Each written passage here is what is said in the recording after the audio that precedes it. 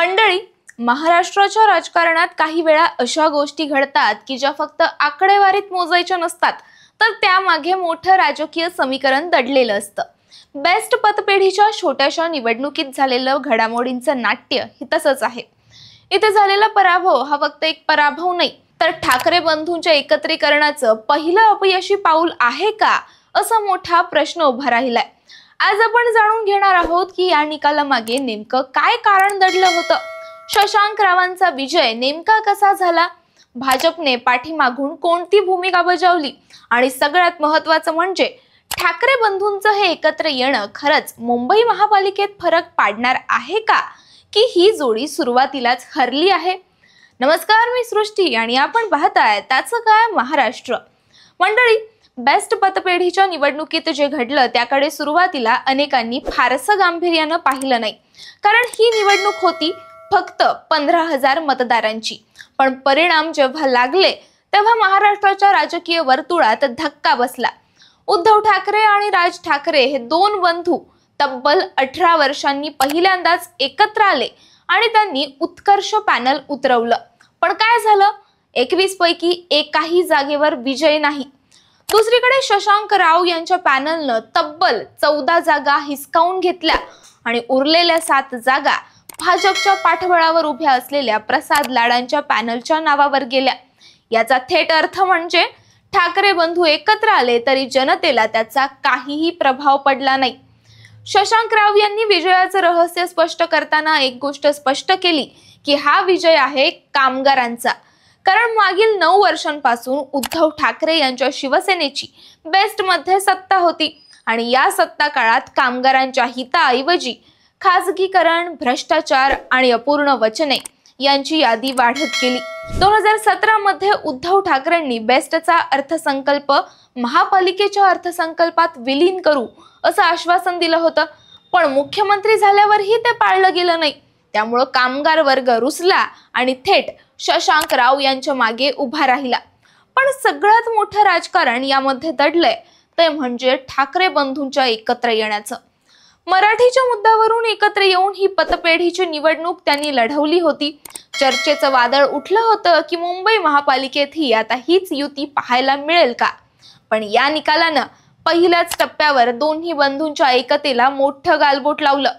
भाजप प्रवक्ते केशव उपाध्ये यांनी थेट टोमणा मारला की ठाकरे बंधू एकत्र आले तरी काही फरक पडत नाही आणि हा मुद्दा भाजप शिंदे गट प्रचारात मोठ्या प्रमाणात वापरत आहेत। शशांक रावांनी विजय मिळवल्यानंतर देवेंद्र फडणवीस आणि आशिष शेलार यांचे आभार मानले। यावरूनच स्पष्ट होतं की भाजपने मागून या लढाईला आपलं गुप्त समर्थन दिलं होतं। एकीकडे ठाकरे बंधूंचा गाजावाजा होत असताना दुसरीकडे भाजपने आपलं काम सावधगिरीने करून घेतलं। यामुळे हा पराभव हा केवळ बेस्ट निवडणुकीतला नाही, तर राजकीय दृष्टीनं भाजपसाठी मोठा मानसिक विजय ठरलाय, कारण यानंतर भाजप थेट लोकांमध्ये सांगतंय की ठाकरे बंधूंच्या एकत्रीकरणाला काहीही अर्थ नाही। या सगळ्यात मनसे आणि शिवसेनेचं भवितव्य वेगळं दिसतंय। जर खरंच मुंबई महानगरपालिकेत ठाकरे बंधू एकत्र लढले तर मराठी मतदारांचं एकत्रीकरण होऊ शकतं। मराठीचा मुद्दा हा कायमच मुंबई निवडणुकांचा कळीचा मुद्दा राहिलाय। 1985 मध्ये वसंतदादा पाटील यांनी केलेल्या विधानाने शिवसेनेला फायदा झाला होता। आज पुन्हा दादरच्या कबूतरखान्याच्या वादामुळे मराठी जनतेत अस्वस्थता आहे। अशा वेळी ठाकरे बंधू एकत्र आले तर नक्कीच शिंदे गटाला फटका बसेल। पण बेस्ट पतपेढीचा हा पराभव सुरुवातीचा धक्का आहे, त्यामुळे मोठ्या निवडणुकीत मराठी मतदार खरोखरच ठाकरे बंधूंच्या मागे उभे राहतील का, की भाजप शिंदे गटाची एकत्र आले तरी काही होत नाही ही मोहीम यशस्वी होईल? हा मोठा प्रश्न पुढच्या काही महिन्यात उत्तर शोधेल। सगळ्यात महत्त्वाचं म्हणजे उद्धव ठाकरे यांच्या गटानं गेल्या काही वर्षात बेस्ट मध्ये आपली पकड पूर्णपणे सैल सोडली। जुनी माणसं बदलणं, नवीन चेहऱ्यांना संधी देणं, कामगारांच्या मुद्द्यांवर ठोस पावलं उचलणं, या सगळ्यात पूर्णपणे निष्काळजीपणा झाला आणि याचा परिणाम ठाकरे बंधूंच्या पहिल्याच संयुक्त प्रयोगात समोर आला। आता या निवडणुकीचा निकाल बघून प्रत्येकाचं लक्ष मुंबई महानगरपालिकेकडे लागलंय, कारण तिथं मतदारसंख्या मोठी आहे, समीकरणं वेगळी आहेत। पण जर इथे मिळालेलं अपयश मुंबईतही दिसलं तर ठाकरे बंधूंच्या एकत्रीकरणाचं स्वप्न सुरुवातीलाच कोसळेल? तर मंडळी, बेस्ट पतपेढीची निवडणूक लहान होती, पण त्यानं महाराष्ट्राच्या राजकारणात एक मोठा प्रश्न निर्माण केला. ठाकरे बंधूंचं एकत्रीकरण खरंच मुंबई महानगरपालिकेत फरक घडवून आणेल का? की भाजप आणि शिंदे गट जसं सांगतोय तसं या युतीला काहीही वजन नाही हेच खरं ठरेल? याचं उत्तर पुढच्या निवडणुकांमध्ये मिळेल, पण इतकं नक्की की या छोट्याशा निवडणुकीनं महाराष्ट्राच्या राजकीय नकाशावर मोठं वादळ आधीच उठवलंय.